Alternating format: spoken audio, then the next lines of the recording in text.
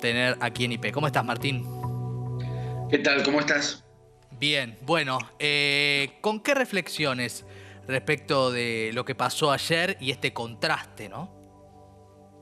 Con respecto a la primera parte que acabo de ver y de la movilización de la que participé, te diría, no solo movimientos sociales y partidos políticos, mucha gente como yo que nos acercamos como ciudadanos que somos. Sueltos. Sí, en realidad no sueldos, integrados Sí, a ese colectivo, claro. ciudadanos, sí, no organizados igual no desistimos de la organización, por supuesto. Tiene que haber formas de organización, es muy bueno que las haya, y además de las distintas formas de participación organizada desde distintas instituciones o partidos, el modo en que muchísimos ciudadanos nos acercamos, porque todas estas cosas nos importan y mucho, y nos importan expresarlas en los espacios de la ciudad como lo hemos hecho año tras año y especialmente este año por las condiciones que conocemos. El contraste con el video difundido por el Estado a través de su actual gobierno es especialmente, eh, ¿cómo decir?, frontal, de un grado de contraste muy grande, y el video que yo vi recién a la noche me sorprendió por lo elemental que es, no solo por el grado de tergiversación que tiene, que es altísimo, no solo por la manera relajada en que se relacionan con la mentira directamente, con la mentira sin mayor problema, con mentira abiertamente, sino también por su chatura, lo cual no hace sino también preocupar, porque a veces discursos tan extremadamente simplificados pueden encontrar una eficacia que radica justamente en esa simplificación, con lo cual tenemos que hacer lo que estamos intentando hacer, que es desbrozar qué elementos se pusieron en juego en ese video, que insisto, no es solo un video, es una declaración oficial del Estado argentino en el año 2024. Exactamente. Entonces, esa declaración oficial, plagada como está de deformaciones y de tergiversaciones, merece ser examinada, efectivamente. ¿Qué mentiras encontraste, Martín, en el video? La memoria que invocan como necesaria de completar y los elementos que traen a colación a manera de revelación, presentándolos como la parte no contada de la historia o la parte no incluida en la justicia. No es cierto que no esté narrado, no es cierto. Y no es cierto que no haya sido objeto de la intervención de la justicia, no es cierto. Esta parte de la historia que, insisto, se obstinan en presentar como negada, ocultada, silenciada, yo no sé si lo hacen por manipular la memoria colectiva de la Argentina o si realmente no están enterados, quizás tienen ese altísimo nivel de desconocimiento de la frondosa producción que se ha ido suscitando a lo largo de estos años para interrogar ese periodo, para examinar, para narrarlo, para historizarlo, para pensarlo, para cuestionarlo y para discutirlo. Hay una enorme producción para el caso, todo lo que tuvo que ver en los movimientos revolucionarios de los fines de los años 60, comienzos de los años 70, todo lo que tuvo que ver con la apelación a la lucha armada, ha sido ampliamente estudiado y ha sido ampliamente y muy lúcidamente analizado y discutido en distintos momentos de la historia. Hay muchísimo material y muchísimos debates ya existentes con respecto a qué significó la lucha armada, cómo pensarla, repensarla, cómo respaldarla o ponerla en cuestión. En esos mismos momentos o en sucesivas lecturas que se hicieron a posteriori. Agregaría que hay también una responsabilidad por la que tenemos que interrogarnos autocríticamente en cuanto a qué pasa con ese material y esos debates que uno lee, conoce, estudia, en cuanto a la necesidad de su difusión evidentemente todavía más amplia. Claro. Porque si hay quienes creen, como se dice en ese video, que estos temas hasta ahora estaban ocultos, bueno, se ve que hay que trabajar más en su difusión, porque es mentira que estuvieran ocultos. Es mentira que no haya habido justicia aplicada a quienes participaron de hechos de violencia armada en los años 70. Por lo pronto, ese mismo hecho que es referido en el video por la hija de su víctima, efectivamente recibió la intervención de la justicia. Hubo intervención de la justicia, hubo juicio, hubo condena y hubo pena. Entonces, hay una mentira en presentar una situación de impunidad cuando no la hubo. Sí. Como también hay una distorsión posterior, en general, respecto de los juicios de 1985, que incluyeron a los cabecillas de las organizaciones políticas, así llamadas subversivas.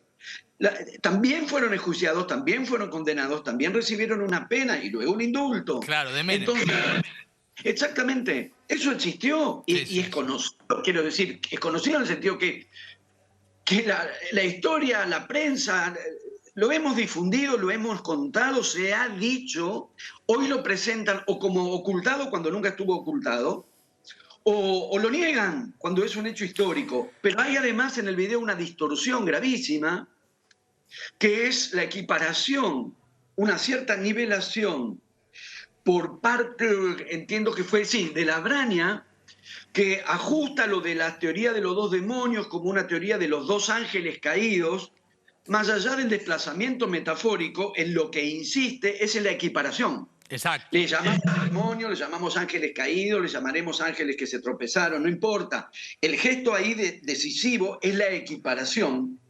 Cuando socialmente ha habido un desarrollo muy intenso, muy profundo respecto de la no equiparación entre cualquier forma de violencia, sí, incluso aquella que alguien quiera rechazar, cualquier forma de transgresión de la ley, incluso aquella que alguien pueda querer rechazar, y la instancia en la que quien ejerce el terrorismo, la violencia y la transgresión de la ley es el Estado. Esa diferencia es visceral, es determinante, y en el video difundido por la actual gestión de Estado, esa diferencia radical, sumamente estudiada, sumamente establecida, incluso por la justicia, es pasada por alto. Ya no sé si por mala fe o por ignorancia o una combinación de las dos cosas.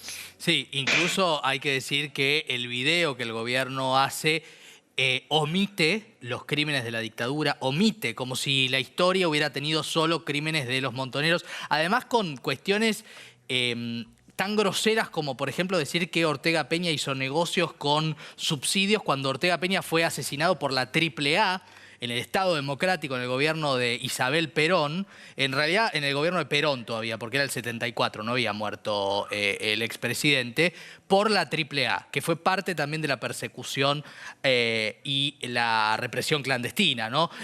Siempre citamos tu, para mí, inmejorable explicación de por qué no hay que discutir una cifra que es un postulado, la vuelvo a recomendar en esa conversación con Darío Lo Pérfido. Quiero decir, no sé si lo tenemos a Martín, no sé si se frizó la imagen. Sí, te tenemos. Te quiero preguntar, Martín, ¿qué pasa cuando hay una afrenta como la que está haciendo el gobierno hacia los valores de condenar un Estado represor, si se redoblan las convicciones y la expresión de la sociedad? Si es como poner en una fila de tensión a dos polos, pero también haciendo reaccionar a sectores que de pronto habitualmente no salían a expresarse o no iban a la plaza.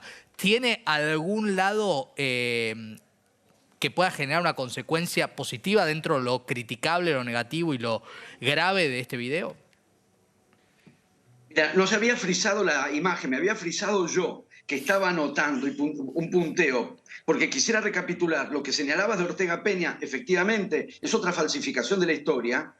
Tengo presente, hay un extraordinario documental sobre Ortega Peña, exponiendo todas estas cosas, que me tocó decidir a verlo hace unos años en el Cine Gaumont, con lo cual podríamos encontrar una articulación de un gobierno que efectivamente para poder mentir necesita promover la ignorancia. La ignorancia también tiene que ver con no leer, no ver cine, no leer literatura, no leer historia, y que entonces puedan maniobrar como maniobran, digamos, que no se vea ese documento, que no haya un Cine Gaumont donde se proyecte un documental como el que se proyectó hace unos años, y yo vi, y muchos vimos, sobre Ortega Peña, para poder mentir como lo hacen. Una cuestión. Segunda cuestión, haría un pequeño ajuste si vos me permitís. Claro. Mi tesitura no es la de no discutir. Pero con respecto a la cuestión de la cifra y a la entrevista de hace ya unos años que vos mencionabas, de hecho lo que yo estoy haciendo esa noche, de hace ya unos años, es justamente discutir. Claro. De manera, mi tesitura no es que no hay que discutir. Si es preciso discutir, hay que discutir. Y creo que se avanzando en la discusión, no cerrando la discusión, no impidiendo la discusión. Hay que dar la discusión ahí donde sea necesario. Eso es lo que yo creo y justamente aquella conversación agitada que vos citabas revela exactamente eso. Es una escena de discusión, no es una escena de no discusión. Total. Ahora, en el contexto actual hay una dificultad que se agrega a las que puede haber habitualmente para dar esa discusión, que es que hay un tipo de intervenciones que no tienen que ver con dar una discusión, sino con provocar y lastimar. La modalidad dominante en el discurso, y una prueba puede ser este mismo video. Como bien señalaste, un video que no dice nada sobre lo que ocurrió en la Argentina a partir del 24 de marzo de 1976, emitido en el aniversario del 24 de marzo de 1976, lo que nos convoca cada 24 de marzo es ese periodo atroz en la historia argentina, donde el terrorismo de Estado cometió las aberraciones más extremas que hayan ocurrido en nuestra historia, y lo conmemoramos cada 24 de marzo. La actual gestión del Estado interviene en ese día con un video que omite por completo, va para atrás, que está muy bien ir para atrás, siempre se puede ir para atrás, se puede ir más atrás de 1974 también, claro que sí, y se puede ir hacia adelante, claro que sí, pero difundir un video oficial, es decir, discurso de Estado, el día 24 de marzo de 2024, sin decir nada sobre lo que pasó a partir del 24 de marzo de 1976, y más bien deslizando, no muy indirectamente, que ese golpe puede haber estado justificado, yo creo que ya es menos del orden del debate que del gesto de la provocación para lastimar. Es como la decisión de anular el Salón de las Mujeres en la Casa de Gobierno y hacer ese anuncio y proceder a esa eliminación el día 8 de marzo. Suponete que alguien lo considera efectivamente necesario. Yo estoy en desacuerdo, pero supongamos que alguien dice, no, está bien, había que hacerlo por tal o por cual motivo. ¿Cuál es la razón para hacerlo el 8 de marzo? Perdóname que lo diga llanamente. Joder. Joder a los demás. Joder en el sentido fuerte. Provocar, lastimar, burlar, herir. Entonces, dar la discusión es siempre necesario, para mí, es necesario una y otra vez, pero también hay algo del orden de la buena ley de la discusión. De jugar limpio en una discusión donde alguien plantea sus tesituras, el otro plantea sus tesituras y se discute. Es difícil discutir con un video como el que el gobierno nacional emitió ayer porque abunda en una cantidad de falsificaciones, como decimos, falsificaciones, distorsiones tan grande, y el gesto mismo de emitirlo el 24 de marzo, que uno dice, ¿están realmente queriendo debatir estas cuestiones? ¿Están queriendo simplemente provocar y en un día de tanto dolor para tantos, regodearse como suelen hacer con ese dolor? Agregaría un elemento. Si Luis Labraña, como dice en el video estatal, entabló con el establecimiento de la cifra 30.000 la relación superficial y frívola que él mismo dice que entabló, lo dice él, que lo tiró así nomás, corre por su cuenta, es su relación con el establecimiento de la cifra en la ocasión en la que él refiere. No veo por qué generaliza la superficialidad que él tuvo, no sé por qué generaliza la frivolidad que él tuvo, porque la cifra no se estableció arbitrariamente ni caprichosamente. Lo que la cifra no tiene es comprobación empírica y no la tendrá hasta tanto los perpetradores de los actos terroristas del Estado nos digan dónde están los cuerpos y dónde, como escuchábamos recién a Carlotto, dónde tienen a los que fueron bebés y hoy siguen secuestrados. Exactamente. La cifra se establece con una estimación razonable relacionada con la cantidad de desapariciones reconocidas por las propias fuerzas represoras en un momento determinado del desarrollo del transcurso de la dictadura militar, más una estimación hecha a conciencia de la cantidad de centros clandestinos existentes y la cantidad de detenidos desaparecidos que pasaron por esos centros clandestinos existentes, y eso es lo que permitió establecer sesudamente la cifra de 30.000. Si Labraña lo dijo frívolamente, corre por su cuenta, no puede extender su frivolidad personal Efectivamente. a la manera general en que se estableció la cifra. Efectivamente. Y una reflexión a partir de escucharte, siempre pensamos y repensamos las cosas cuando te escuchamos, Martín, es que de la misma manera que aquella película que fue ganadora del Oscar un 24 de marzo del año 85, la historia oficial ya sabemos cuál es. Es la historia que cuentan los que la escribieron y los que hoy están tratando de reescribirla, curiosamente, como si nada hubiera pasado. Martín Cohen, gracias una vez más por acompañarnos y por ayudarnos a pensar. A ustedes, también ustedes me ayudan a pensar a mí. Un abrazo. Un abrazo grande.